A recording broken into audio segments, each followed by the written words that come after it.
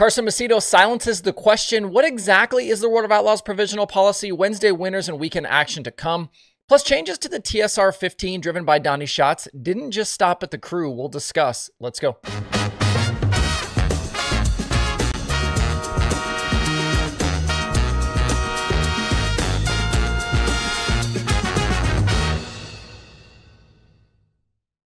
It's Thursday, February 6th. I'm Justin Fiedler. This is DIRTRACKR Daily presented by Kubota Genuine Parts. It's time to discover the myKubota app. It's your ultimate farming companion.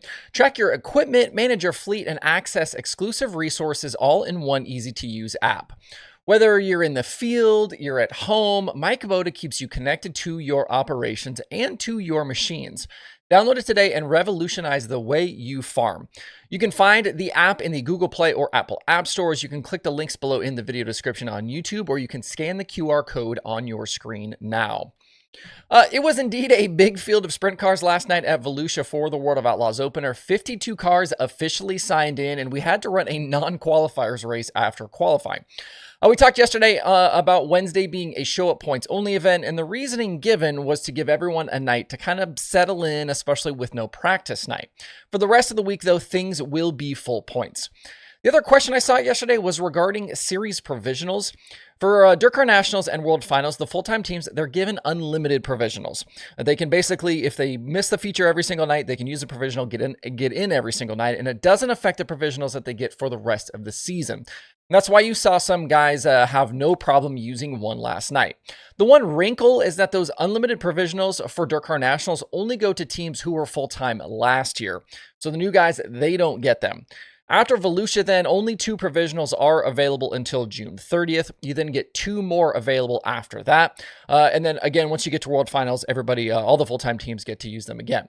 So don't be surprised to see bigger feature fields than normal the rest of the week, and maybe some guys who you wouldn't normally see in features with this big a field, they're going to be in there because they're going to get to use those provisionals.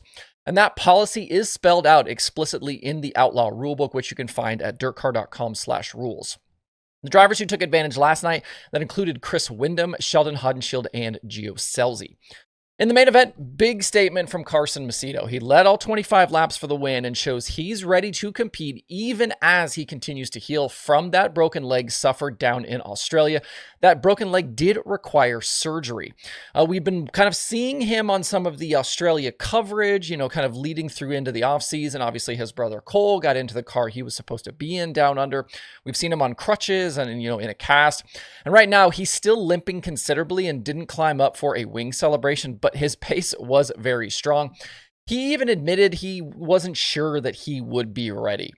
Looking back at last year, this team started in a hole after Volusia, and half miles weren't quite the strength that they'd been for this team in previous years. If Macedo and the 41 can keep up this kind of pace, they could be a serious challenger for gravel. Behind Macedo's win, Gravel finished second after starting 6th on the night. He received his championship ring, and Kyle Larson went 10th to 3rd. He's still looking for that first Volusia victory. There were issues for a few guys that included Christopher Bell. He started 4th but hit the wall and suffered a flat. He ended up finishing 16th on the night. And Buddy Kofoid had a DNF after crashing late. He was kind of in a battle there with Kyle Larson, got over the turn for cushion, got big tight, and ended up flipping after contact with Logan Schuhart. He was kind of trying to save it. Nobody's fault there with that flip. With the bit of a free night now in the books, things get serious from here on out. Points on the line going forward and solid money all weekend. Wednesday, Thursday, Friday, they're all 12,000 win, 1,200 to start. And then the finale Saturday is 20,000 win and 1,500 to start. Before we talk some other racing, I did want to get into last night's hard charger in Donny Schatz. That team had engine issues in Heat 3. They needed to battle into the night's feature through the B main. Very solid drive in the main event, going 21st to 8th against that field of cars. Tony Stewart Racing 15 comes into the season with a new look on the car and a completely different crew in the pits. Scuba Steve Swenson, he is gone as crew chief, doesn't even work for the team anymore, doesn't even work in the sport anymore. And in his place is Todd Devnich, who was elevated in the offseason from car chief. They've also added Gary Padalero from Roth. A lot of people know him as Woodman, and Ian Lyon also on that squad now. We spotlighted all of these crew changes on the show back on January 5th. What's interesting, though, is the crew changes. They're not the only thing that's new on the TSR 15 for 2025. Devnitz and Schatz apparently got to work this offseason and are working through some equipment changes. The first thing that was spotted at Volusia yesterday that I was alerted to was a new shock package for Schatz. Unlike basically any other sprint car in the country, Schatz's 15 was on Fox shocks yesterday. Fox is huge in off-road racing and other categories of motorsports, and they have a presence in dirt late model and modified racing. But in the sprint car pits, things are different. You see a lot of Factory Kane and CSI, maybe some Penske's. There's a few other brands as well. In past seasons, we've seen the TSR 15 on a few different shock brands that included Penske as recently as 2019 and 2020.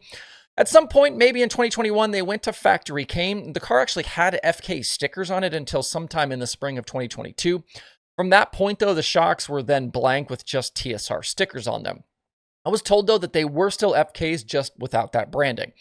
Yesterday, though, clear as day, Fox is on the 15.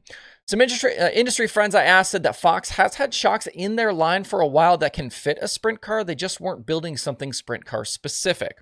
I have had a few teams tell me, though, that Fox was around last year talking to teams about making the switch. The interesting connection here for Schatz and Fox actually comes from the dirt late model side of things. The Rocket House car, it's a Fox team, and owner Mark Richards and Schatz have had a relationship for a while, going back many years. And when we see Schatz run late models, he's actually in Rocket chassis. Hard to think there haven't been conversations between those two about this shock move. The other thing to watch for with Schatz and the 15 is the chassis they are using. Schatz has been a J&J guy for many years, but word on the streets is they tested some others this off-season. The car yesterday did have J&J stickers on it, at least on the body panels, but with all the changes we've seen from this group, this could be another area they take a serious look at if Schatz doesn't make improvements against guys like Gravel and Macedo. The slow pullback from championship level competitiveness has been a storyline for the last several years, and this wouldn't be the first time we've seen this group searching. Remember back to last year at Volusia, this team had a data acquisition system on the car during the open practice night.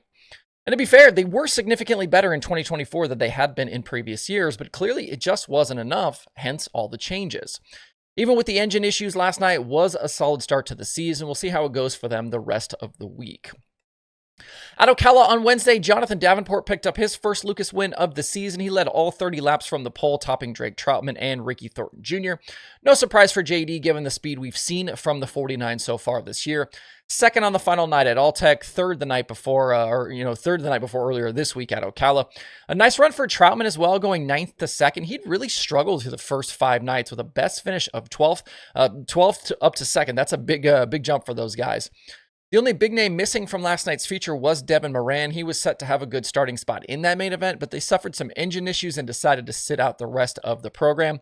Looking over the next couple of days at Ocala, just like at Volusia, things are getting more serious, points back on the line, so no more teams sitting out. Full-time Lucas guys will be able to throw out their worst couple of finishes after they leave Ocala on Saturday, so we're going to see quite a bit of changing, I would think, over the next couple of nights, at least in the standings. Moran still leads Dalton Wilson and Tyler Erb in the points right now. Guys like Brandon Shepard, Jimmy Owens, Tim McCready, Hudson O'Neal, they all need to be making some moves over the next 3 nights. Really look to jump up that order and not leave Speed Weeks in such a big hole. Remember, too, we should see Bobby Pierce join the mix for Friday and Saturday. He isn't, I believe, racing tonight, but should be there Friday, Saturday before he goes to Volusia next week. So competition level going to start ramping up a little bit. If you want other late model racing this weekend, the new Southern Thunder Super Dirt Series, they're at Screven for Winter Freeze. This one's going to draw some names. Ross Bales, Clay Knight, Zach Mitchell, Ethan Dotson, among others, are guys expected to race there. $5,000 to win Friday, $15,000 to win on Saturday. So if you kind of don't want to face some of the guys at Ocala this weekend, this could be a good place to go win some money. I think you'll see some teams hit this one up and then go to Volusia next week. Other action to check out this weekend includes the Sunshine Swing for the Short Track Super Series at Alltech. Stuart Friesen topped Alex Payne and Tanner Van Doren last night. They've got 3 more race nights to come. A little surprised to not see Matt Williamson at the track for this one. Maybe you guys know more about that one than I do. There is also 360 sprint car action at Hendry County for the USCS. A bunch of the teams that were at Volusia last weekend for ASCS, they're going to be at this one. That includes Blake Hahn, Matt Covington, Davey Franek, and Scotty Thiel. All right, that's the show for this week. Thanks, as always, for tuning in and the support. Hope you guys enjoy the racing out there this weekend. We will see you right back here on Sunday.